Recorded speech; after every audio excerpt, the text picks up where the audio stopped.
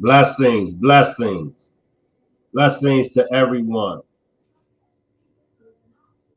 But before I get started with this demonstration, if I could get you to hit the like button as well as subscribe to the channel. I want to send blessings to everyone that's catching this on the replay, everyone that's watching from the clouds. Blessings to all of my moderators. Blessings to my troublemakers and my bartenders. Blessings to my angels. Blessings to the whole Rock Squad. This evening's demonstration is justice for Shanquella, as well as Puffy is sued by his ex.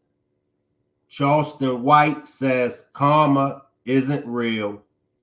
And the latest update in the Christina Pierre case. Let me salute individually, and then we will get in to this evening's demonstration. Salute 80s, baby. Salute Brashanti. Blessings, Jamie. Blessings, Tina. Blessings, Wheezy. Nola. Marty. Londa. Blessings. Suntan. Coffee Girl. Beautiful Nightmare. Blessings, Leggett. Appreciate everybody pulling up. Blessings, Martha.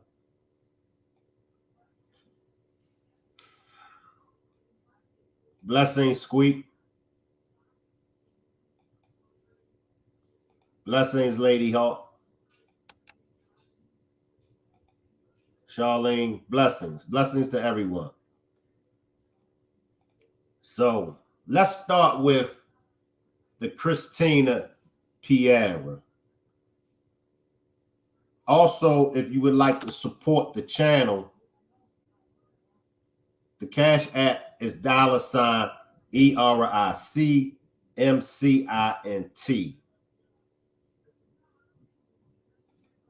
So Christina Pierre is the young lady from Charlotte, North Carolina that was beaten by the cops.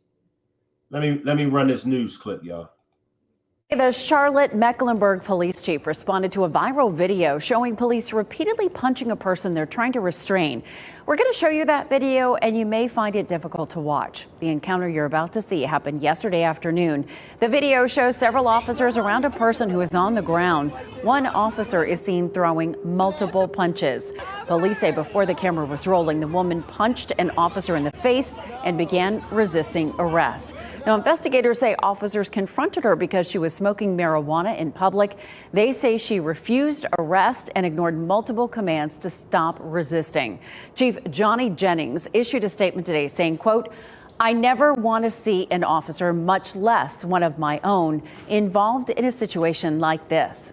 The chief went on to say he has watched the body camera footage and he believed it tells more of the story than what is circulating on social media.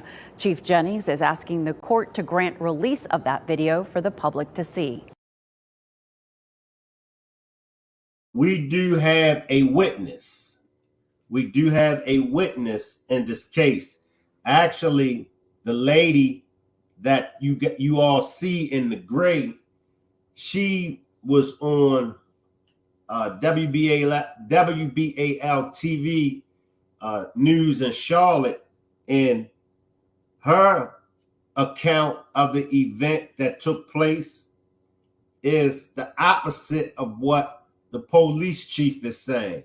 Now, this young lady stated that at no time did she see Christina Pierre throw any punches at the police officers. Actually, this is Christina's fiance as well. Now, he was charged with having a loaded 9mm as well as weed as well. So allegedly, the two was at the bus stop. They had just got off from work at Bojangles on Tryon Street in Earlwood here in Charlotte.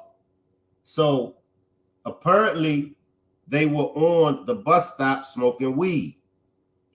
Now, in the state of North Carolina and Charlotte, they don't even pursue weed charges. It's a fine. It's a fine. It's not even a jailable offense. If you get locked up, by the time you go to court for it, they'll always dismiss these weed charges. So, worst scenario, if they did have weed, why were they approached by the police for smoking weed? So the witness has stated that at no times did she see Miss Christina throw any punches at any of the officers. Let me run it again so y'all could see just how much she was able to see, because she's right there. She's right there. Let me run it and look for the lady. She's the white lady with the gray on, and she's saying, stop, get off of her. So she was close enough to see exactly what went on. Let me run it again. The Charlotte Mecklenburg police chief responded to a viral video showing police repeatedly punching a person they're trying to restrain. We're going to show you that video, and you may find it difficult to watch. The encounter you're about to see happened yesterday afternoon. The video shows several officers around a person who is on the ground. One officer is seen throwing multiple punches. Police say before the camera was rolling, the woman punched an officer in the face and began resisting arrest. Now, investigators was the witness right there. Now you can see she's right up on the incident. And she said no time she's seen Christina throwing any punches at any of those officers. One thing that I want to point out, the chief himself stated that when Christina was on the ground, she had her hands underneath her. Now, if she has her hands underneath her, if she has 4 other officers on top of her, when or how was she able to get off any punches at the police officer? I don't care. Even worst scenario, even if she did swing at the officer, worst scenario, that did not give the officer any right to hit her 17 times. And I know some of y'all will say, backtrack, Shank. backtrack. She had no business swinging at him. She had no business hitting him. What I will say to you that feels that way, until a video is produced, because what is body camera meant for anyway? Because the body camera is going to show you exactly what happened. The body camera is not going to lie. No shape, form, or fashion is the body cam going to lie. Here's my thing. 4 officers has her pinned down. What was the need for the excessive force by the other officer constantly punching her? We all seen it. And this one thing that I want to note, and I mentioned this in the previous demonstration when it comes to resisting arrest. One thing that I know from the police, to justify any of their legal actions, they always say what? They always say the suspect was resisting arrest. Exactly what is resisting arrest? That's what I want to know. I want to know exactly what's the meaning of resisting arrest. Y'all can help me out. Resisting arrest is not when you ask the police, what are you arresting me for? What am I being detained for? What is the probable cause for you to be arresting me or stopping me? That's not resisting arrest. And from the witness stated, all Christina said was, why are you arresting me? Why are y'all arresting me? And in the police mind, and I'm just keeping it 100, in the police mind, that's a form of resisting arrest. All because we ask, what am I being arrested for? And that's anybody. That's anybody. If the police pull you over, officer, what am I being pulled over for? That's anybody. If the officers are putting handcuffs on you or try to put handcuffs on you, first thing that they do, not all the time, first thing they do when they roll up is tell you to what? Put your hands behind your back. That's the first thing. Put your hands behind your back. Second thing, they put them tight handcuffs on you. And then they tell you to have a seat. But why is it that whenever you question the police, why is it always considered resisting arrest? As a U.S. citizen that pays taxes, a law-abiding citizen has a right to ask, what's the probable cause? So now we have a young lady that was beaten by the police. We have a young lady that was beaten by the police. For everybody that's down there in the chat, don't you know that that could have been easily one of y'all that could have happened to? Wheezy, Marty, Cape Cod, Tina, Kansas, God's Diamond Girl, Jamie. That could have easily happened to one of y'all. Now they're saying, or what they're saying is that was a part of their training. How can be hitting? Now, some cases I get, and even in the worstest cases, I still don't get it. But I get it if they were chasing after a suspect that just robbed the bank. They were chasing after a suspect that had a gun.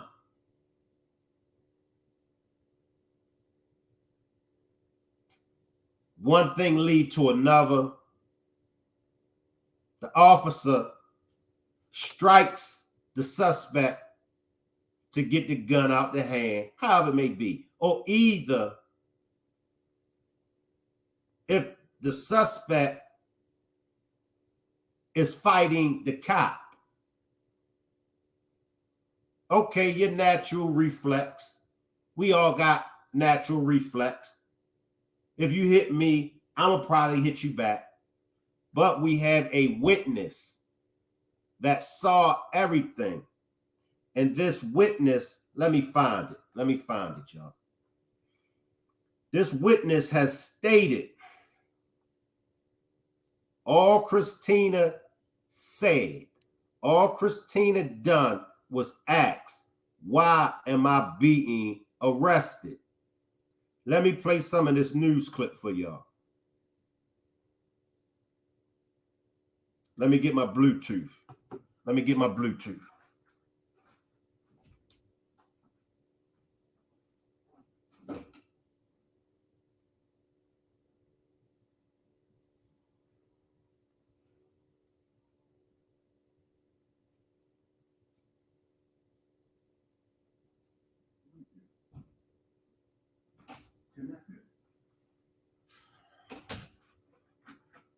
All right, let's listen to some of what the witness says.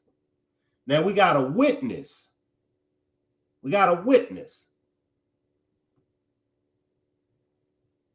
This is what the witness says.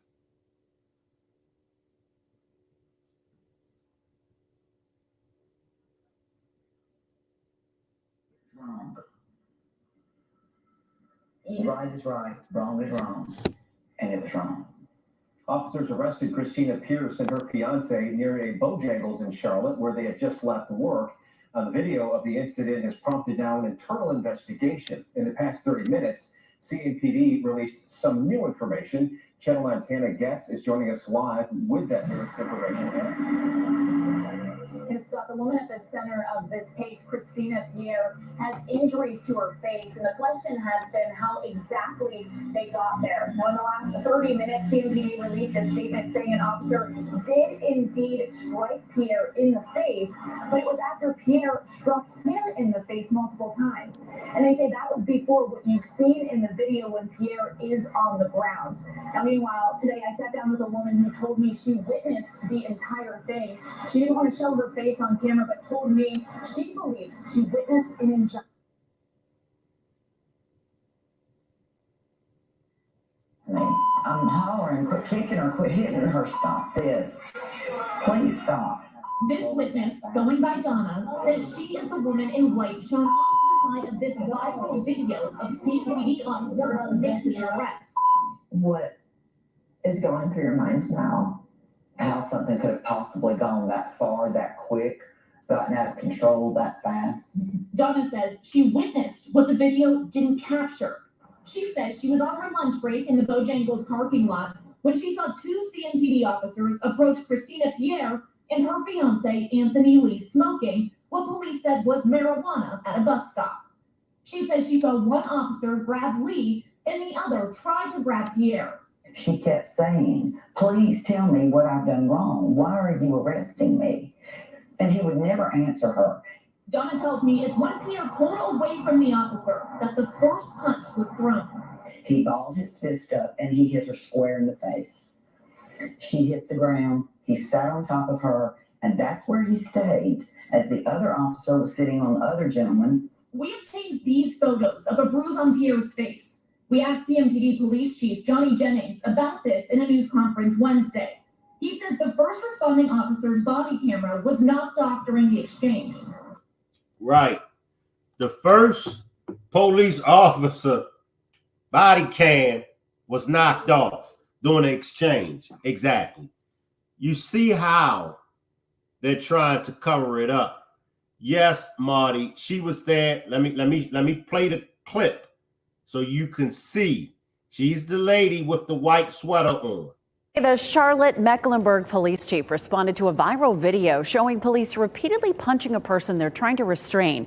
We're going to show you that video, and you may find it difficult to watch. The encounter you're about to see happened yesterday afternoon. The video shows several officers around a person who is on the ground. One officer is seen throwing multiple punches. Police say before the camera was rolling, the woman punched an officer in the face and began resisting arrest. Now, investigators.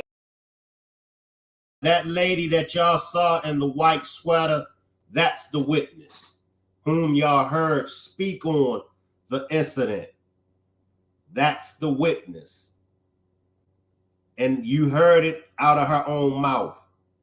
All the young lady, all Christina did was asked, why are you arresting me? Why are you locking me up? They don't even prosecute weed charges in Charlotte, North Carolina. A simple possession, and they were smoking it. It's not like they were selling it. Different story if they were having a drug deal. I get it if it's a drug deal. However, allegedly, they were smoking. Now, you mean to tell me this happened due to some folks smoking weed when they're trying to make weed legal in all of the United States? It's nowhere in the world that she should have been beaten like an animal. No one, female or male or child, should be beaten by the police. It doesn't give the police the right to beat no one, even if it's a murder suspect. It still doesn't give the police the right to beat a suspect, let alone a woman. 17 times. We watched it. We saw it. 17 times. He also kicked her. 17 times. Y'all drop a 1 in the chat and let me know, do y'all think that the cops' action was justified? Drop a 2 if you think the cops' action wasn't justified. Drop a 1 if you think the cop was justified. Drop a 2 if you think that the cop wasn't justified. I'm going to drop a 2. I'm going to drop a 2. I'm going to drop a 2. I mean, it is what it is. Appreciate that cash donation, Nicole. Appreciate that cash donation, Nicole. As I stated before, that could have been any one of you lovely ladies that's down there in the chat. It could have happened to any one of y'all. That's not justified. That's not justified. It's no different from a man being in a relationship with a woman and that man puts his hands on that woman. It ain't no difference. The cops ain't no different from a husband or a baby daddy or a boyfriend. It's no different. They are planning several rallies and marches here in Charlotte. Of course, I'll be at the events. And of course, I will bring all of the events live to the Rock Squad. So as soon as I get any information on the rallies, the marches, I will be bringing it to you all attention, and I will be front and center. Next, I want to talk about P. Diddy. As of right now, Coffee Girl, yes, they're still in jail.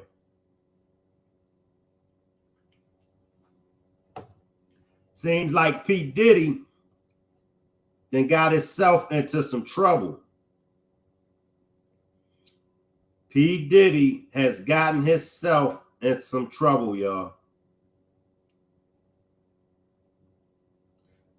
You would think after all the incidents that P. Diddy has been involved in, you would think that he would be walking a straight line.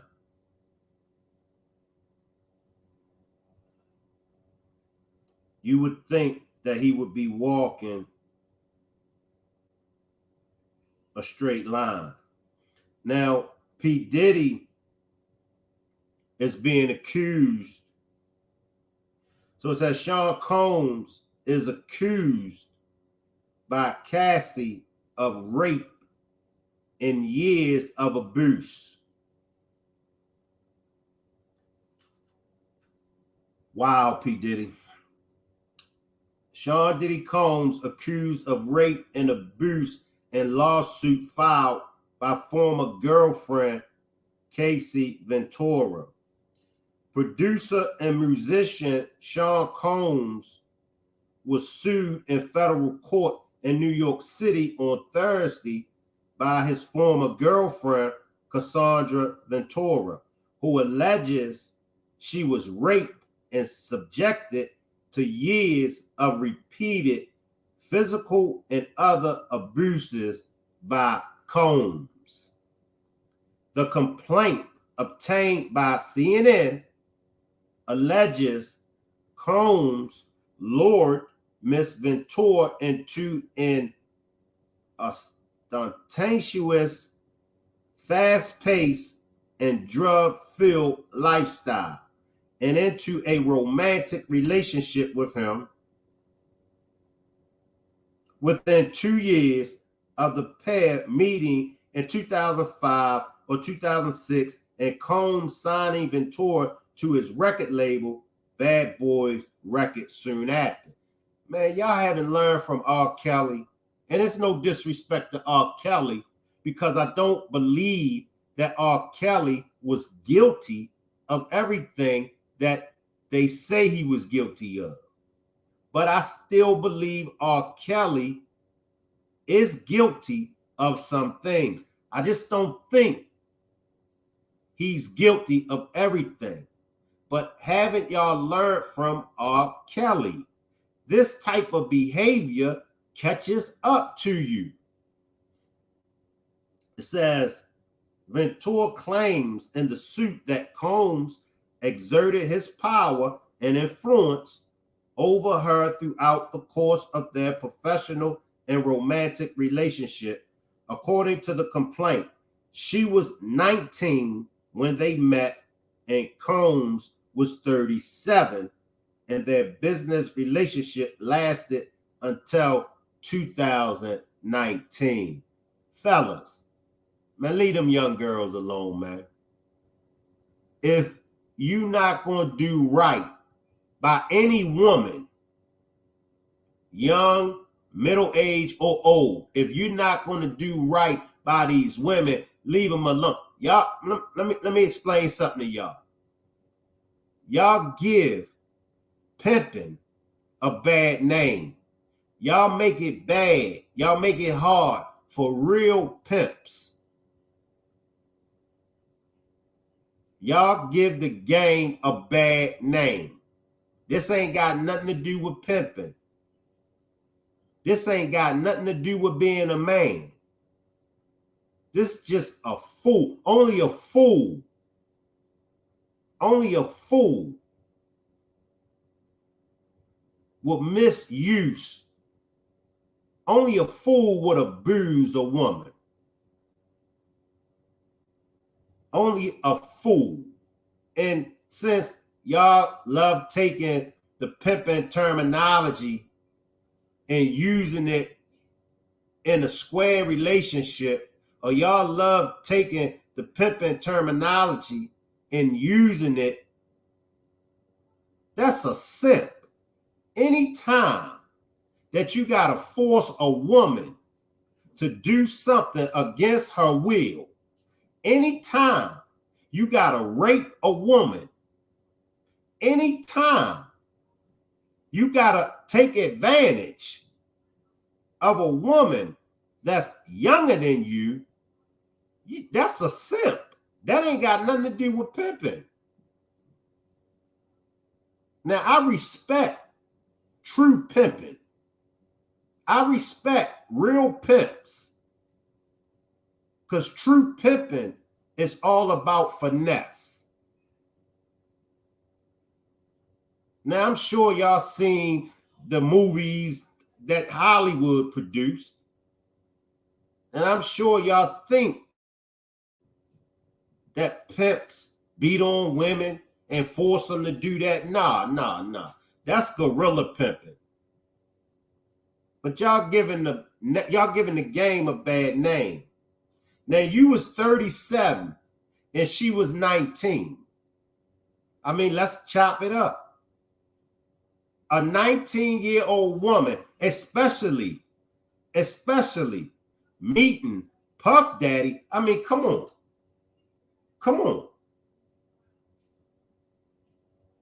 Any female at any age that has an opportunity to work with Puff Daddy. So now you 37, she 19, she green. She don't know a nut. She don't know a damn thing about the game.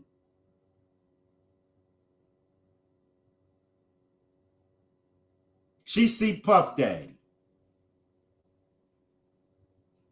And what do Puff Daddy do? Puff Daddy take advantage. It says the complaint details claims that Combs was physically violent toward Ventura, controlled all aspects of her personal life, introduced her to a lifestyle of excessive alcohol and substance abuse, and forced her to engage in various sex acts with other men during that time. In the lawsuit, Ventura alleges that after she tried to end their relationship in 2018, Combs forced his way into her home and raped her. Now a mother to two children, Ventura claims in the suit that she struggled with addictions to drugs and alcohol that were established and filled by Mr. Combs throughout the course of their relationship.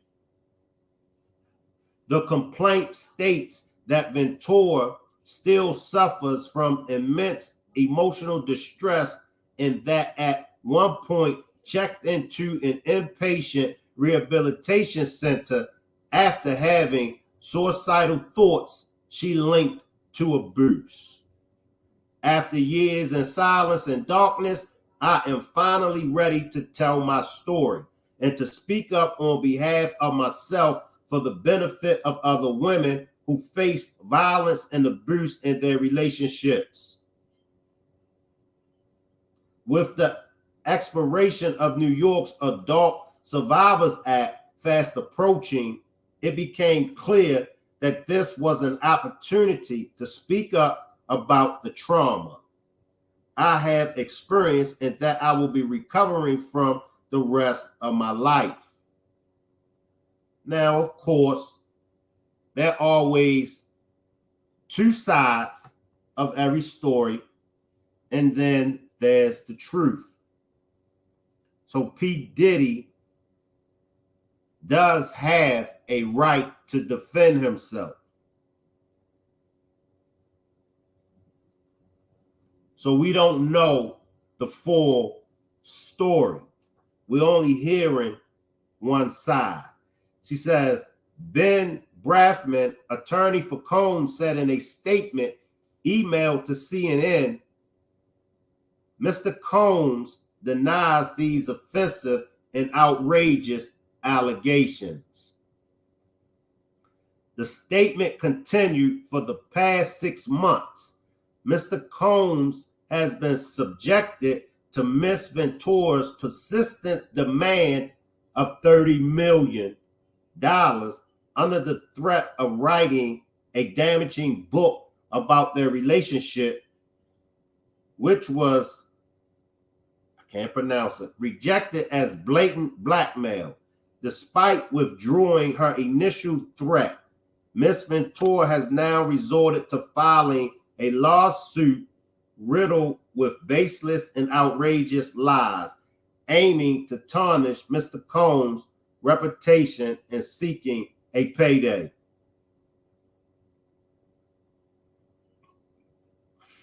It ain't looking good for P. Diddy. The lawsuit accuses Combs and other defendants of sex trafficking, human trafficking, sexual assault, gender-motivated violence, sexual harassment, gender discrimination in a hostile work environment.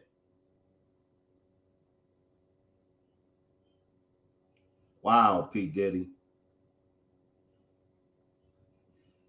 Drop a one. Drop a one if y'all feel like she's telling the truth. Drop a 2 if y'all feel like she could be lying.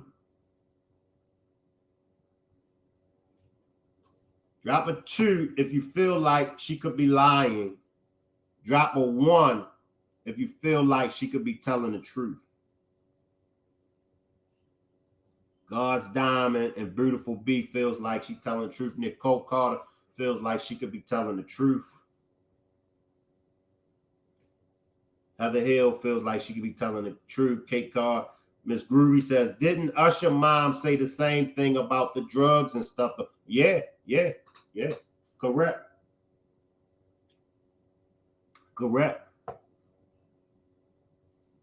Jamie Martha feels the same. Weezy says, well, he need to be right there with R. Kelly. And that's why I always say that money doesn't certify you as being happy. Money don't make you happy. Although money is good to have. Now, don't get it twisted. I ain't saying that you should be broke. But what I'm saying is, if you think just because you have money, or if you think that money is going to bring you happiness, if you think money is going to bring you love, that's not the case. Some of the most richest people don't have a dime in a bank account. Some of the most successfulest people work a regular 9 to 5. I'm not knocking the celebrities. I'm not knocking the entertainers. But for those that's out there that's trying to live that lifestyle, you might want to rethink some things. It's okay to have nice cars. It's okay. It's okay to have nice things. But just because you got money, you still have to have morals and values. There are principles that you still have to stand on, regardless if you got money or not. a lot of people lose themselves when they get money. A lot of people forget where they came from once they get money.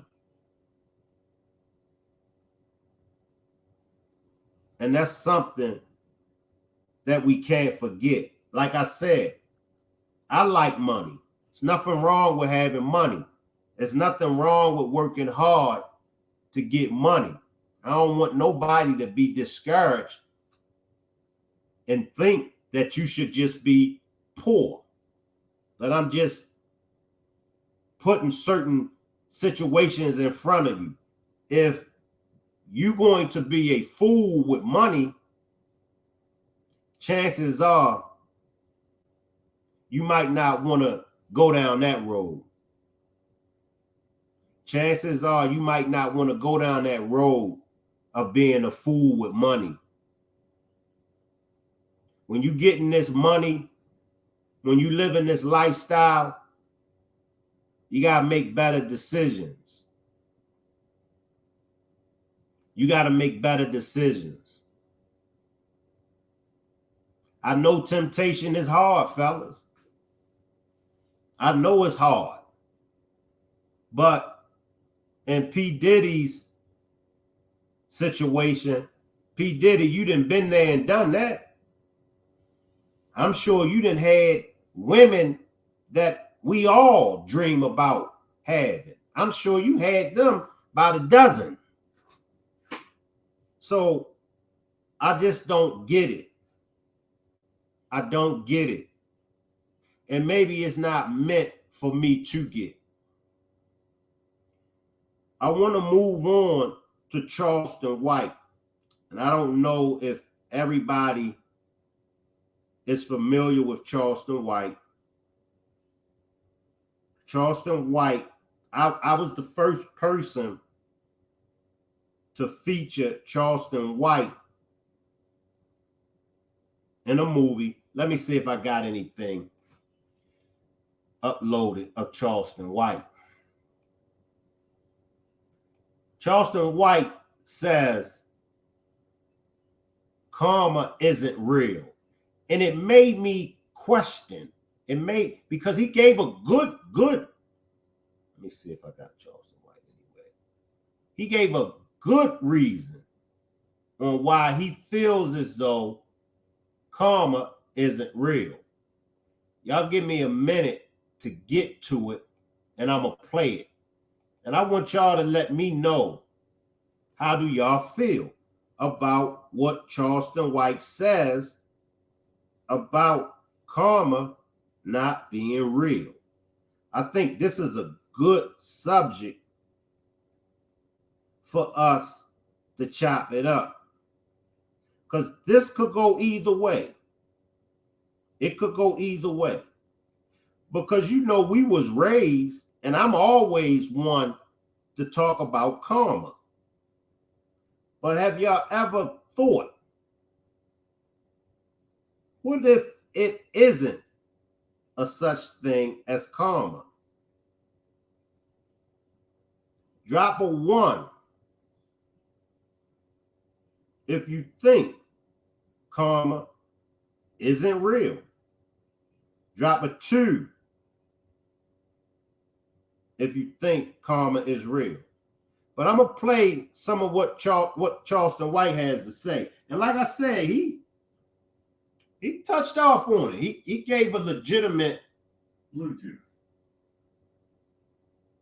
connected. Yeah. You can't be at work and you have to. Let me know what y'all think. I looked down for a second and look at the comments. That recycle was really white. I was like, shit.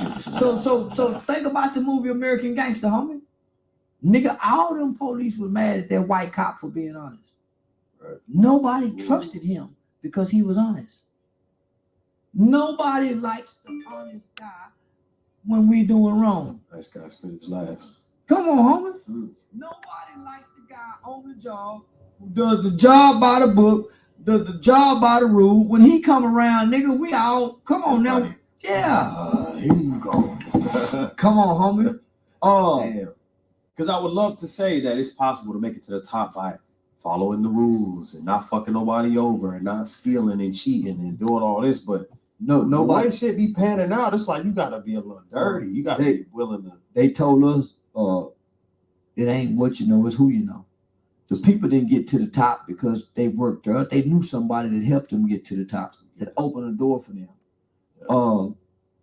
Hard work pays off. But it don't make you win. It just pays off. You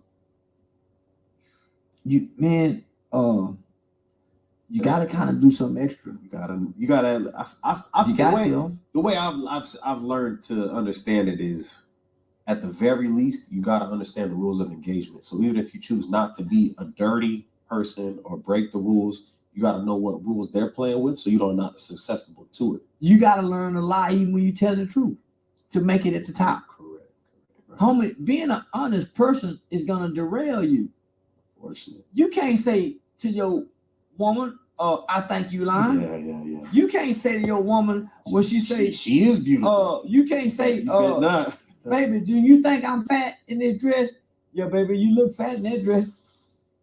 You can't say that. You can't be at work and say the things that you think honestly. You have to play. Homie, you have to be in a relationship with a person that you're willing to lie to protect their feelings. You can't be honest to your woman, nigga. Nah. I get where he coming from, but I think he's getting it mixed up. I think he's getting being the nice guy with karma. Because if y'all listen to him, he really didn't mention nothing about karma. He only mentioned about you can't get nowhere by being the nice guy. But let's listen to some more. And I think that he's probably not talking about karma, but this is early on in this demonstration that he's given. So let's just listen to a little bit more to see if he actually speaks on karma. If you want peace, you got to learn to lie in order to maintain peace and to protect our feelings. You can't be honest. So the thing that they tell us to do and the thing that they tell us to work really don't work. Being honest don't work, homie. Nobody is honest all the time. Everybody has an agenda, even with their honesty. Even with the honesty. Come on, my nigga. That's cold. That's the cold, hard truth. That's why I say, my nigga, just be real with yourself and real with the person you fucking with. That way y'all can deal with honesty. Just being real with yourself and being real to the people that you engage in fucking with. That way y'all can deal with honesty. But homie, most people running from honesty, nigga, because that shit hurt. That shit is shameful, nigga. That shit is heartbreaking. The truth, honesty, ugly. Come on, my nigga. Shit, the honest truth is, homie, most of us gonna work till we die. We'll never be rich. Most of us are gonna pass down poverty to our children. That's the honest to God truth. But you can't sit up and have no conversation with the family and say that's what we gonna do. And most of us don't give a fuck. I hate saying us because I'm not going to put myself in that conversation. I just feel like I'm somebody who I've been involved in business for a very fucking long time. On God, I always thought with 100% certainty that everybody wanted to be great. Everybody wanted to get rich. Everybody wanted to provide for their family. One of the hardest lessons I was ever taught was that's just you. Yeah, stop thinking that they wanted as hard as much as you do. All wanted as bad. And I honestly, I really sincerely used to have arguments with every manager, every owner, and every business partner I've ever had. Until a certain point, when I had that conversation with somebody, and I was like, "Hey, I saw somebody that I felt like was good," and I'm like, "You know what? I wanna help you. Yeah, and I'm gonna change your life. I'm gonna give you a job, give you opportunity. And they were like, yo, whoa. And I spoke about this before. They're like, nah, as long as I got my bike and my video games, I'm cool. I took it as a joke. Trying to strive for nothing. I'm like, obviously he's joking, you know what I mean? But yo, come work with me next week. I got you. I'm gonna take care of you. I swear to God, the only thought in my mind was he's joking. He's gonna take the job. He was dead ass serious. And I started realizing that more and more as life went on. Some people genuinely don't look at it as I'm taking care of my child. They're looking at it as, yeah, I'm good. Yeah. They don't care about their children or their family or their name. Man, this motherfucker feel like they made a mistake having a baby. And they can't wait for this motherfucker to get grown and get out the motherfucking house. Man, a man when he have a baby, it ain't a burden. It ain't a burden. That's an opportunity to right your wrong. You get to raise something opposite of you and make it good. Nigga, you get to pour into goodness, into that's you again. You get to make you good, homie. Yeah. You get to make you good. Whatever idea that you wanted to be, that you get to make it that. Whatever you didn't get. Yeah, so you can be for that. So as a man, nigga, I started realizing that it's not that they don't care, it's just that they was taught all a man need was some pussy, a car, a chain, and a watch. And they okay with that. It was some more niggas raised that all they need was a job, a burro, a blunt, and a black and mild. Even if they ain't got the kids. Long as they can get some pussy, a burro, a black and mild. So that's what it became about. Because nigga, we wasn't taught, nigga. We wasn't taught how to value the baby. Because we wouldn't value babies. So we wouldn't value babies. We just had a desire to be the opposite, nigga, of what we resented. Nigga, our daddies. We done that out of resentment. It's true. We became the kind of fathers that we are because we resented our father. Nigga, didn't nobody teach us how to do this. And then the craziest shit is when you start to realize, like, damn, I'm a lot more like that nigga than I say, man, I ain't even know that nigga. I'm just like him. And everybody said, nigga, I'm just like him. Too. You know why? Because I got his traits by nature. I got that nigga nature, nigga. Let me ask y'all something. How do y'all feel about karma? Now, one thing that he did mention, I might have to go back. I'm not sure if I got to it, but one thing that Charleston White did mention, why they don't feel, or why he don't feel as though karma is real, because he's saying as far as like people that do bad stuff to other people. And I think they use slavery as a reason to say karma is not real. Let me see if I could backtrack it. Do I gotta be a savage at some point and step on some toes? The good guy never wins. The guy who plays by the rules never wins. Cheaters win. The guy who works hard never makes it to the top. Yeah. He stay at the bottom working hard till he die. A friend of mine, because I had a similar thought, a friend of mine explained it to me. He said it's two people they go into school for the same thing. They go to school, they do all their homework, they submit their projects, they go to work, they get a job. They both are doing the exact same thing. One person takes a shortcut. One person takes a good idea from somebody else and implements it into their process. They get the boost. The other person just follows the rules the whole time, the whole way. Yeah. The person that does that is mediocre.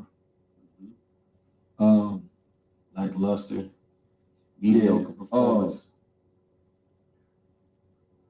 being I honest. don't want no mediocre. Homie, Most people are mediocre, by the way. nobody wants an honest person, but they want you to say you're honest. Nobody wants you coming in here saying, homie, you come to my company and we cheating and doing wrong, and you're gonna be honest. We have to recycle. Nobody We have to. But yo, that recycle was. I looked down for a second and look at the comments. That recycle was really white. I was like, shit. So think about the movie American Gangster, homie. Nigga, all them police was mad at that white cop for being honest. Right. Nobody trusted him because he was honest. Nobody likes the honest guy when we doing wrong. Nice guys finish last. Come on, homie. Nobody likes the guy on the job who does the job by the book, does the job by the rule. When he come around, nigga, we all, come on now. Yeah. Here you go. Come on, homie. Damn. Y'all give me a minute. Let me see. Get theirs for slavery. Okay. Ooh. If karma was real, when do white people get theirs for slavery? All right. Real bad. Y'all let me know. I'm going to run it back. Y'all let me know, do he got a point? I'm going to play this clip. And y'all let me know, do he got a point about karma? If karma was real, when do white people get theirs for slavery? Ooh. If karma was real, when do white people get theirs for slavery? Real bad. Fuck for that one. I'm gonna give you that one. I'm gonna give you that one. When do the Mexican cartel get theirs for chopping heads off and killing babies? When do the Crips and Bloods get theirs? When do dirt get his? Was that karma for King Von? When do the GDs and BDs get theirs? When do the Latin Kings get theirs? When do America get his? For what they did in Afghanistan. When? For Hiroshima. When do, if karma is real. No, Get Back ain't got no date. If karma is real and you want to say that, why haven't white folks got their karma, my nigga? Why do we just got to get it? How do y'all feel about that? Okay, let me jump down here. Coffee Girl says, no, he does not. Amanda says, I get what he's saying when he says karma isn't real. Listening to that, I get it as well. And that's what made me say, wait a minute, he might got something. Let me bring it before the Rock Squad. He might got something. Joe Clark, he need to exit the stage. He might got something, though, Weezy. Tammy says, wow. Ms. James says, hey, did y'all hear that stuff about Diddy? I covered it probably about 10 minutes before you came in, Ms. James. I covered that about Diddy. I'll go back over it before I end the demonstration, though, Ms. James. But I covered Diddy's situation. Netta Girl says, like I said before, the Bible says you reap what you sow, believe it or not. That's facts, Netta Girl. The Bible does say you reap what you sow. So that's facts, Netta Girl. You're absolutely right. Kate Carr says, first of all, I wouldn't know which way he was looking. You're going to make me start laughing, Kate Carr. Kate Carr says, first of all, I wouldn't know which way he's looking. Have you ever seen him? Both eyeballs are looking at another. I got him in my $1 Million Thing movie, Kate Carr. Let me see if I could find this with Charleston White and me.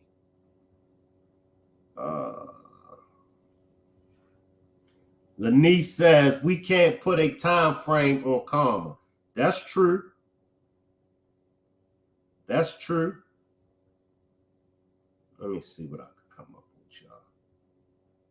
Let me see if I could upload some pictures and videos of me and Charleston White. Now, I met him in person, y'all. I met Charleston White in person. He's nothing like he is on the internet. Believe it or not. I met Charleston White in person. I had a chance to work with him.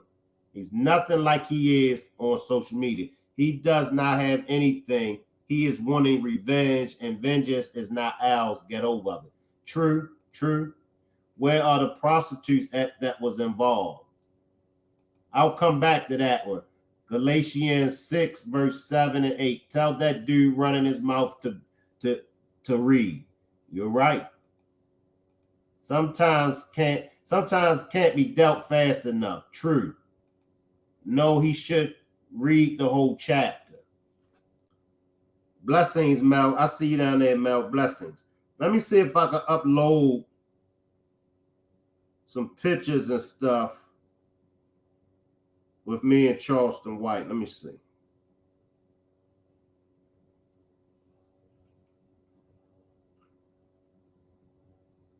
All right.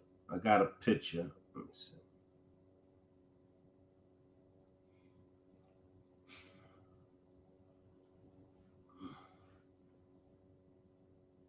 It ain't coming. Let me see. Let me see if I can blow it up.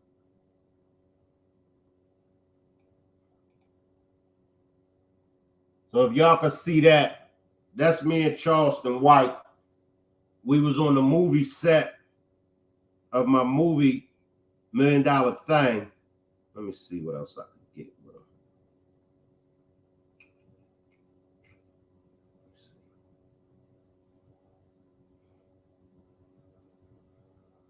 Like I said, I had a chance to meet him.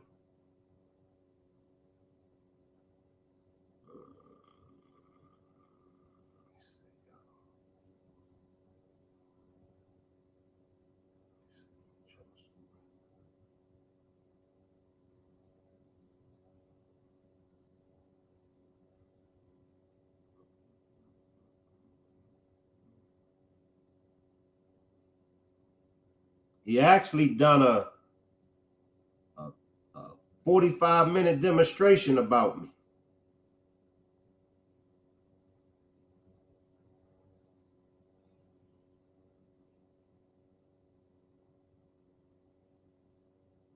I'm coming, y'all.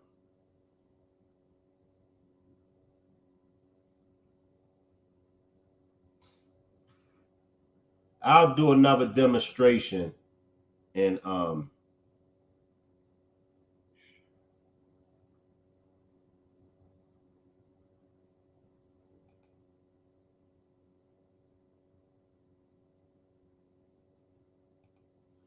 that's right. Karma don't play. It comes when you least expect. That's facts. I bear witness to that. For real, though, he has a glass eye. I don't mean to be disrespectful.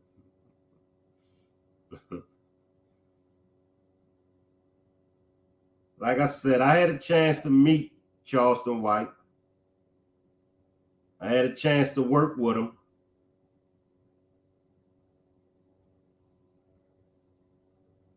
He's nothing like that in person.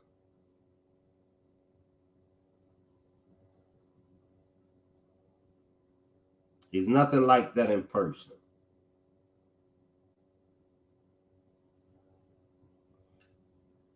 So let's move on to the latest update with Shanquella.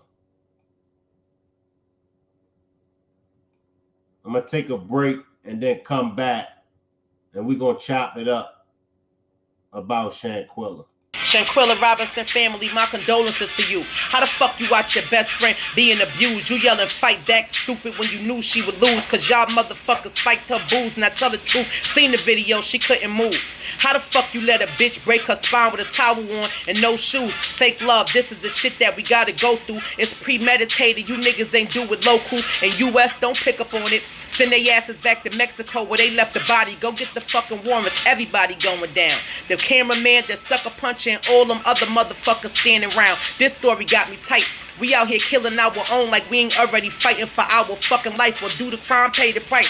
I hope you niggas never see the light of day and all y'all motherfuckers get life. This why I don't trust a soul. How you take your own finna on vacation and you take her motherfucking soul. All you little grimy hoes.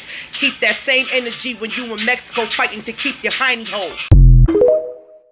Hey yo, I just got the news, they caught her for 10,000. I am pissed right now, they don't deserve to get trial. Though they asses independent, I bet you they skip child. That best friend, that nigga about to get dick down. And them bitches, they gon' get raped.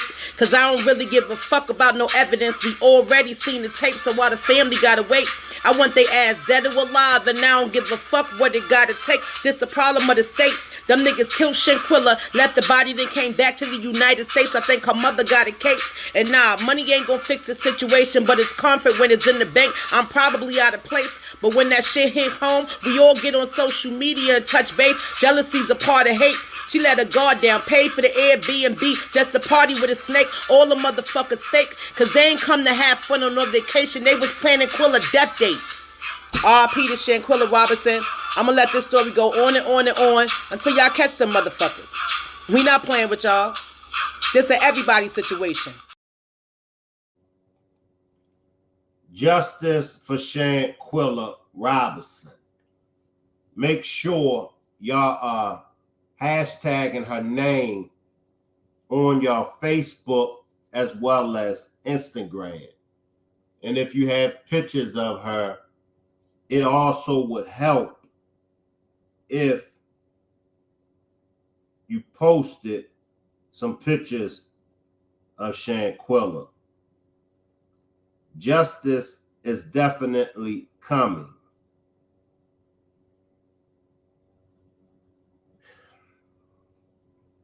When I think of the case, when I think of Shanquella's case, I have to lean towards karma. That's why I said I get what Charleston White is saying. I get it. But I do believe in the Shanquella Robinson case, I do believe that karma is definitely coming for those that was involved in Shanquella's unaliving. It's a lot of different things on the table. It's been a year. No one has been arrested. We're dealing with the legal system in the U.S. The FBI has stated they don't have any evidence. They don't have enough evidence to prosecute anyone because according to the FBI, all of the travel mates agreed that Shanquella agreed to the fight. Now we know that Sue-Ann is looking to be filing a civil lawsuit. She says that 3 of them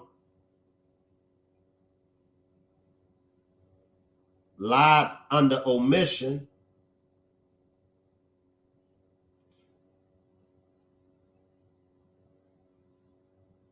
Will they plead the 5th?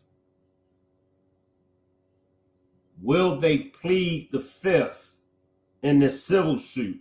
How will that work if they plead the 5th and give up their right to give their testimony? Can it help them? Or could it go against them? Now, if we were talking criminal court, I could pretty much speak on the majority of things work in criminal court. But when it comes to the civil suit, I really can't give too much information because I've never had to go for a civil case, for a civil suit.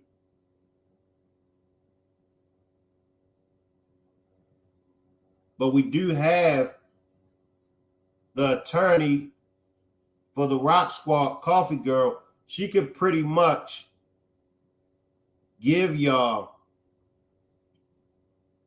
the basic information when it comes to the civil suit. She said that in a civil suit, they can plead the fifth. They can waive their right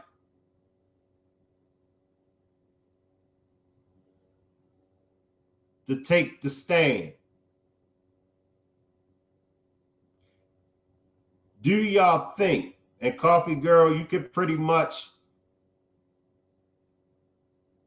give us a good commentary on it, but do y'all think if they plead the fifth in a civil suit, do y'all feel as though, drop a 1 if you think it will help them if they plead the fifth, drop a 2 if you think it could hurt them.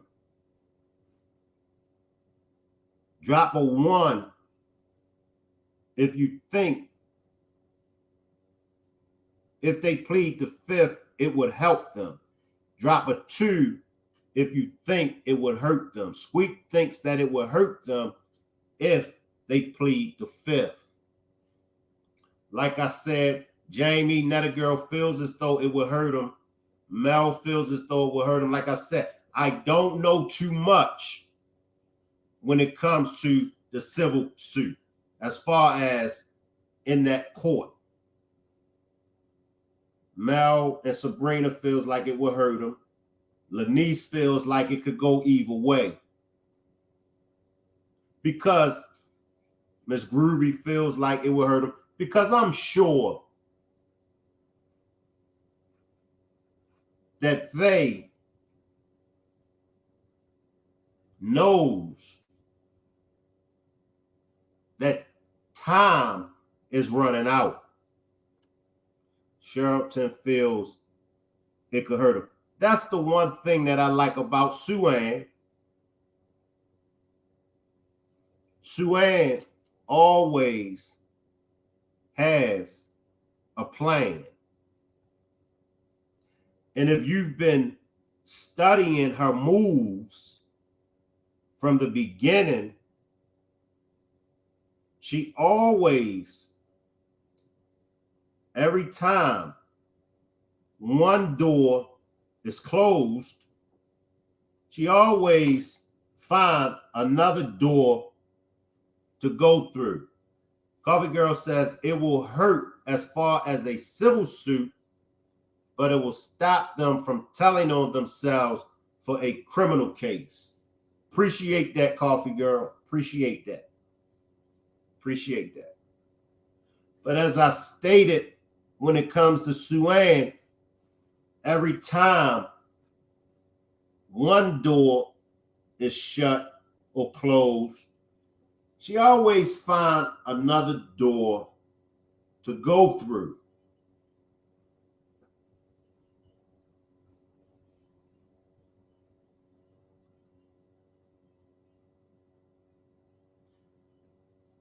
I was listening to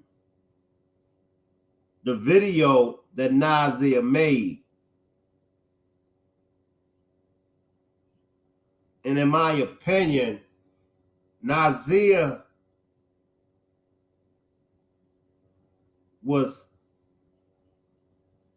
I'm not going to say real detail about everything, but the things that he spoke on, he was pretty much detailed. Like I said, he didn't speak on everything. Like, he never said who signed his name, but he did mention they signed his name. Could it been that he didn't know who signed his name? So me backtracking Nazia's video, he didn't give us a detail about everything. However, the things that he did give us, he was pretty detailed.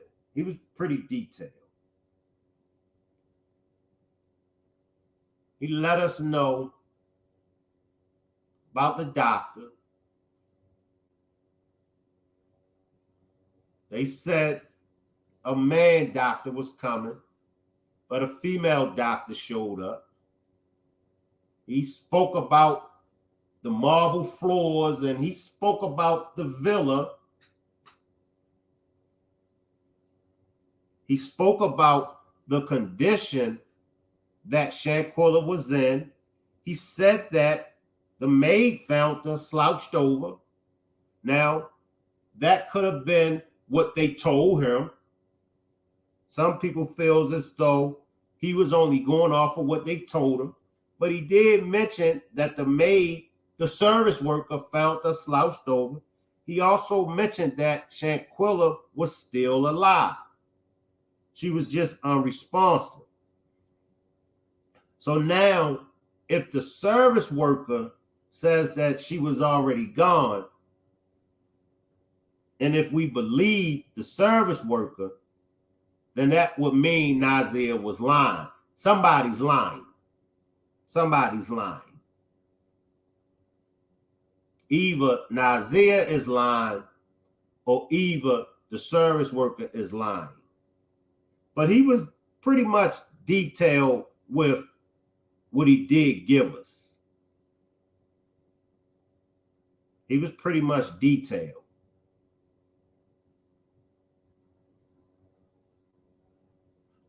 When it all comes out, I'm curious to see,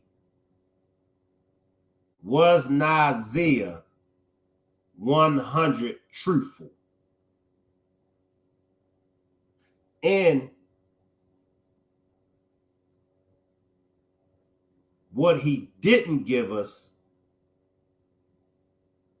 is it a reason why he didn't give it to us? Is it a reason why he didn't speak on exactly what Dejanay done? Most people said they saw that footage of Winter, or either believes that there is footage of her putting hands on Shanquella. Why didn't Nazia mention it in his video? Could it be about the play that Squeak keeps telling us? Tammy says, but if they didn't do anything wrong, why plead the fifth? Excellent point of view, Tammy. Excellent point of view. If they ain't do nothing wrong, why would they plead the fifth? Coffee Girl says, but do we believe that there was a maid? I don't think I do. Some people feel like you feel, Coffee Girl. Some people feel as though there wasn't no maid or service worker. So some people feel like you, Coffee Girl. Or it was a fight. Martha says, it depends on what circumstantial evidence the attorney have on them. Good point, Martha. You like how I've read that word, don't you, Coffee Girl? It depends on what circumstantial evidence the attorney have on them. I know you want to roast me, Coffee Girl, but I'm on point. Mel says, I don't believe he knew what happened. And that's a strong point. He repeated what they said. They constantly lie. Mel and Netta Girl, I'm with y'all. I feel it because he's coming in. He's coming into something that he don't have no knowledge of. Now, them off the rip could have felt as though by Nazia not being there and by him not being a part of it, they could felt that if we tell him what really happened, he's going to snitch on us. Go back to Gerald. Remember Gerald way back. Gerald said Nazir is the snitch. He's the old snitch. So maybe that's why they didn't tell Nazir what happened. Or could have been that they did tell him. Weezy says all of them needs to pay for the role they played in the demise of Shanquella Robinson and the parents for upholding them in the unaliving of baby girl, in my opinion. That's a good one, Weezy. How you can't see the big knot, which the doctor seen immediately. Make it make sense. That's an excellent point. Like, if the doctor saw it, how come you didn't see it? So that's an excellent point, Squeak. Why did DJ say she knew what he did? That's another good point, Kate Carr. That's another good point. So that's why half of the people just completely throws any and everything that Nazir say away. The only thing that everybody,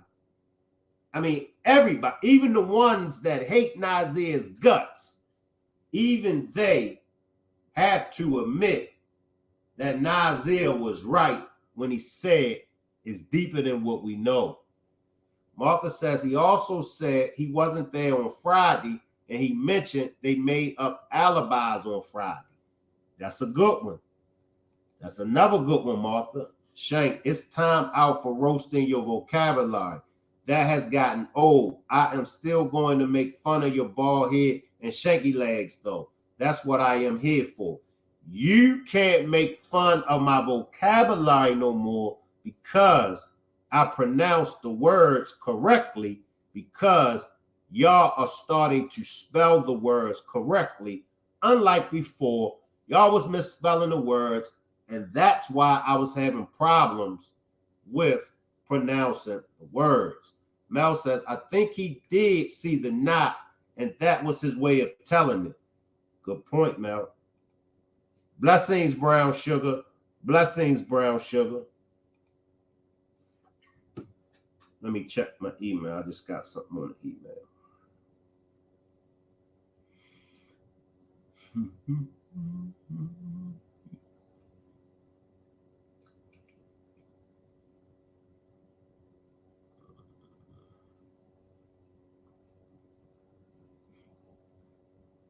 I'll drop the link if anybody want to hit the panel.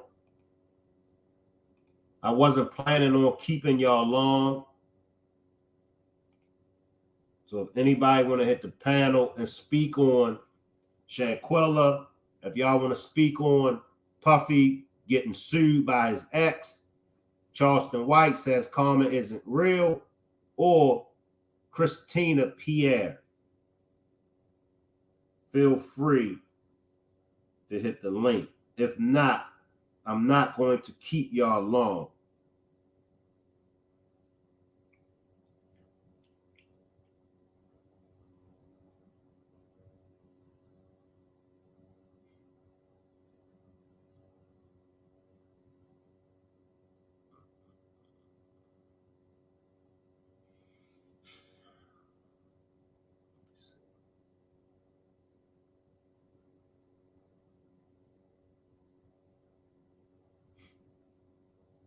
Tammy says, Shank, I thought DJ went on someone's channel and said that he was there. I think she said you was there. Tell him what you did. I think that's what I heard DJ say. I could be wrong. Let me know if y'all heard the same thing. Did anybody hear DJ make reference to Nazir that you was there? Tell him what you did. Blessings, Mel. Blessings. Blessings, Shank and the Rock Squad. I'm just gonna be here for a second. I just want to say something. When we're talking about pleading the fifth, especially in a civil, you don't want to plead the fifth because Civil means you're liable. And if we go back to frenemies, there was only one person that attorney lady was defending, and that was the person that sent the video. Remember? Yes. Okay. Everybody's going to have a different culpability in that. And so they won't go into a civil liability suit as a group with 1 or 5 lawyers representing them as a group. Because they each have it's going to have different culpability. Number one, they're going to want to have their own attorneys. And I was actually having this conversation today with my partner. And I was, and in my discussion, I stated, if each have a lawyer, I'll use myself. I want my lawyer to represent me. So that's going to be my conversation with my lawyer about my culpability or whatever I know, and so that my lawyer can defend me. I don't want my lawyer to be consulting with the other lawyers or, trying to figure out, well, what did this person say? Because it's not about that. And that was the point that I was bringing up. And it showed it in front of me. That lawyer, even when she came, she said, oh, well, I have a video. She didn't care anything about that because she was only concerned about defending her client. And I think in this type of situation, that is the way it has to be. I don't want to be charged as a group because my culpability might be different from somebody else's. Right? You're right. I may have been in the back and just ran out. Now I may have some information prior to that. I may know if somebody was planning something, but I want my attorney to represent me on my culpability of what happened. Does that make sense? Yeah, you're right, man. So it would make sense to say, okay, well, we're going to all go in and plead the fifth because that's not what it's about. It's about your responsibility in the situation. So then that would be between you and your attorney, telling your attorney the truth of what happened, and that the attorney go over the information from the attorney that's filing the suit based off what you say, and then they'll be able to work it out from there. Because it's not like they're just going in and saying, okay, this is what my part. They will have access to whatever evidence that Sue-Ann has. So your attorney has to defend you. I want to be defended by my attorney by myself. I don't want him defending nobody else but me, or she, but me. So that's just all I had to say. I hope that makes sense to everybody. Yeah, that's excellent point. No, I mean, definitely excellent point. Yeah, it's not like a group thing. You don't want to be in a group. You want to be separate because you may have just filmed it but didn't touch her. So you want to be held responsible if you have any responsibility based off what your actions were, and not because your actions may be different than what Dejanay's actions were, or what Winter's actions were, or whoever else was there. Your actions just may be different. And that's true. So that's what I say. I think sometimes I kind of feel like we're trying to come up with reasons why Sue-Ann won't be successful, as to come up with reasons that we know of all the stuff that we have that we can prove that she can be successful. We're chasing behind reasons why she might lose or she might not be able to do this, instead of really, exploring facts that say, okay, yeah, this gonna work, or you know what I mean? Mm-hmm, I'm with you. I think she's doing an excellent job. Yeah, I do too. Will you have that multifaceted experience as a criminal defense lawyer, a prosecutor, a assistant state attorney, and now you civil, you got all of that knowledge. And I think, and then knowing how to attack the case using all your perspectives and knowing what's going to fit here and what's going to fit there. So yeah, that's all I had to say. Appreciate you, Mel. Oh, no worries at all. Later.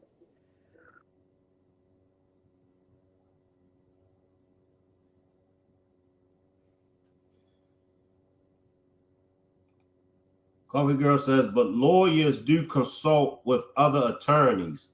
Sometimes that is where you get the info to be present to represent your client. Just because you talk to the others does not mean you rep them. That's another good point, Coffee. Martha says, yes, I heard DJ say that, but don't believe her. Prime example, the Triple X case. There were 5 defendants and they all had a different lawyer. Facts. I still feel Robinson should hire a Hispanic attorney just for the Mexico aspect. How many feel the same way Sexy Locks feel? Drop a 1 if you feel like they should hire an attorney that's Hispanic. Drop a 1 if you feel Robinson should hire a Hispanic attorney.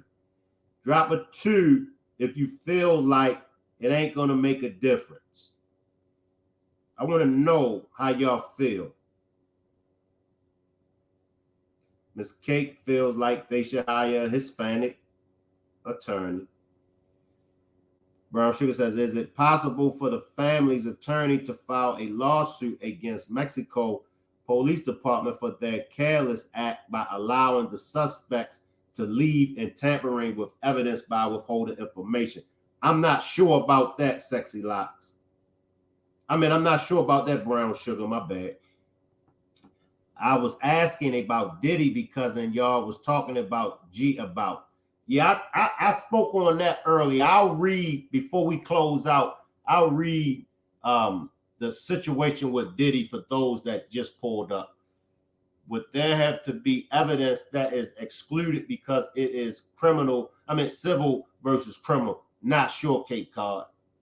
2 attorneys, 1 for U.S., 1 for Mexico. Coffee Girl say 2. Lanice, she probably has a Hispanic on her team. I was thinking the same also. Who said they did or didn't? International attorney, yes. And a Hispanic on the team. The one thing that I do know, Sue-Ann is not going to give us everything that she knows. So it's a strong possibility she could have a Hispanic on her team. She's not going to tell us everything. She's not going to reveal her hand. Yes, Marty, and the video spoke volumes. And let me read a little bit from P. Diddy for those that just pulled up. And then I'm going to let everybody go.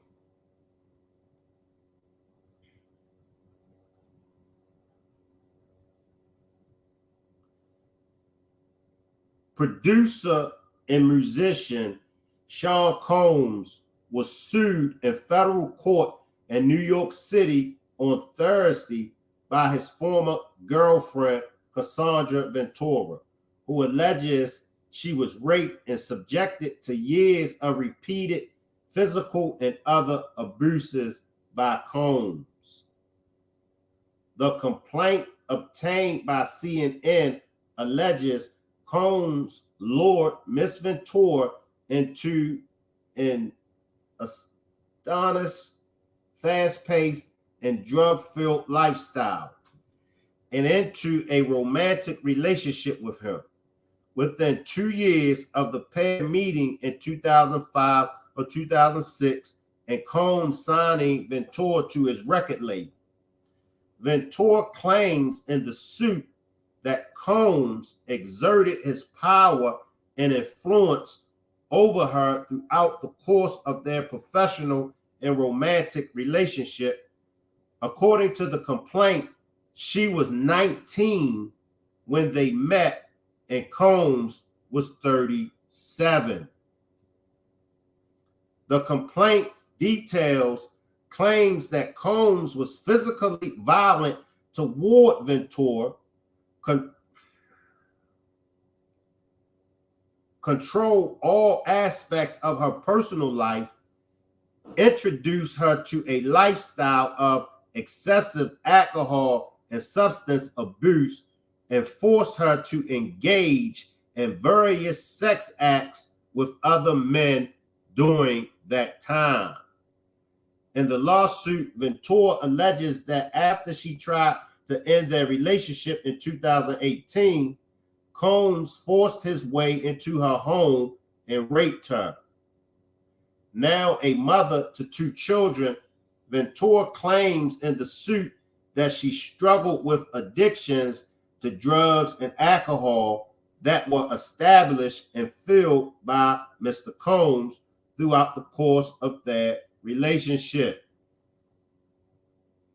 The complaint states that Ventura still suffers from immense emotional distress and that at one point checked into an inpatient rehabilitation center for having suicidal thoughts she linked to the abuse.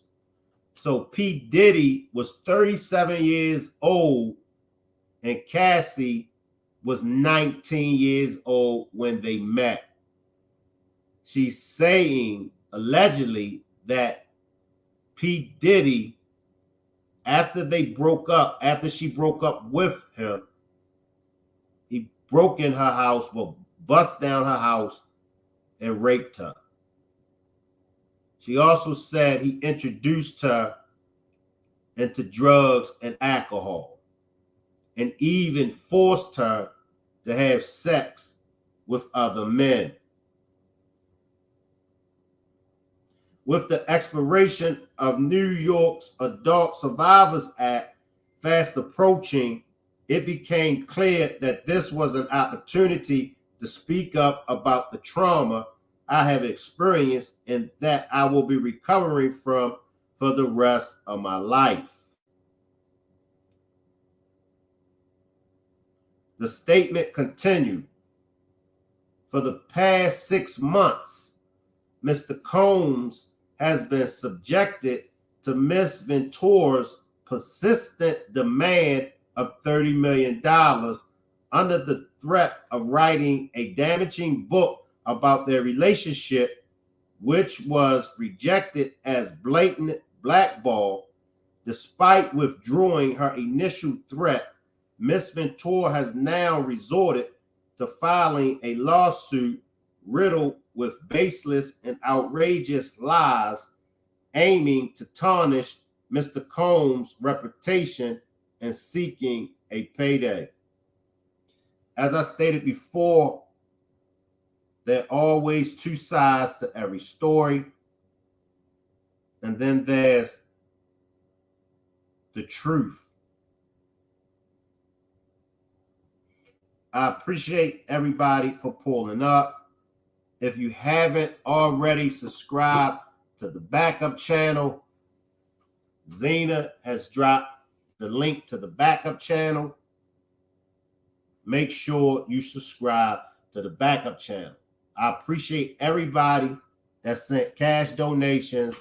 And if you would like to support with a donation, the Cash App is $ERICMCINT. Blessings to everyone for pulling up. I appreciate you all. And I will see y'all back tomorrow for our all-nighter. Blessings to everyone.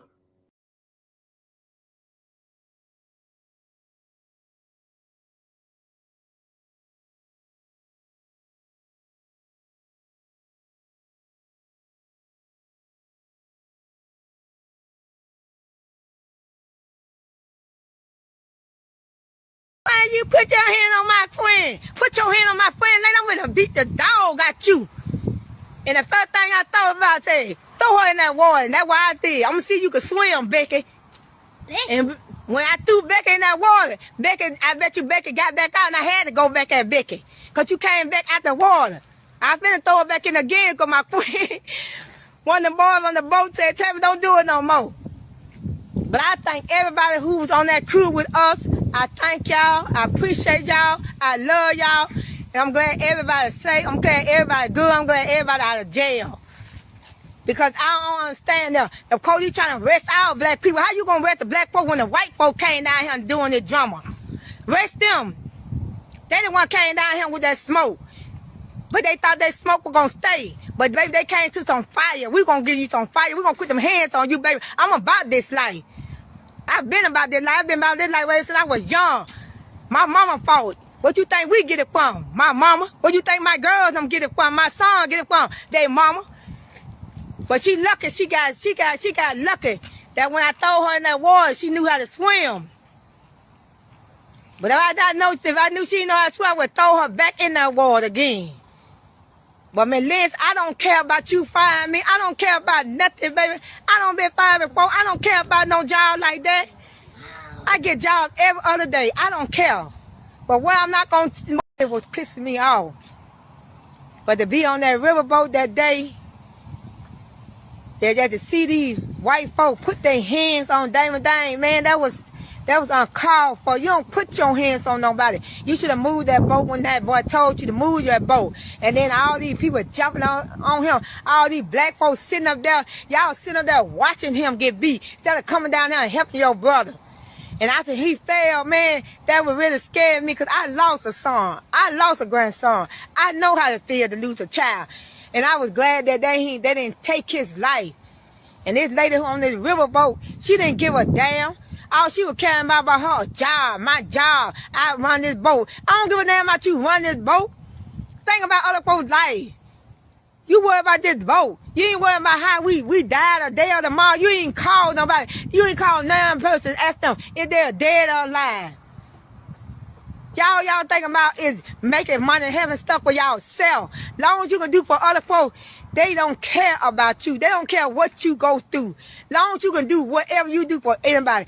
Long as you do things for people, they don't care. But when you decide to want to do something for yourself, that's when everybody get mad. But I don't care about me throwing that lady in the river. I don't give a damn. They tell me, the police, hey, come and get me. Come and get me. The police look for me. They ain't looking too hard because I'm here. I don't care about her throwing her. They ain't had no business putting their hands on Damon Dane. You put your hands on the wrong person, child, somebody who we know, who grew up. His mama know my mama. I know her children. This boy raised my son. Then y'all gonna put y'all hands on him in front of us? No, baby, that wasn't gonna go down like that. Y'all must thought that was gonna go down like that. We don't care where you from. That's why all of us on that river, we stuck together. Because we said when that boat hit that dock, we going to go beat the hell out of them. You thought we were playing with y'all after you put your hands on him? You ain't got no business putting your hands on him. You should have moved that boat when he told you to move.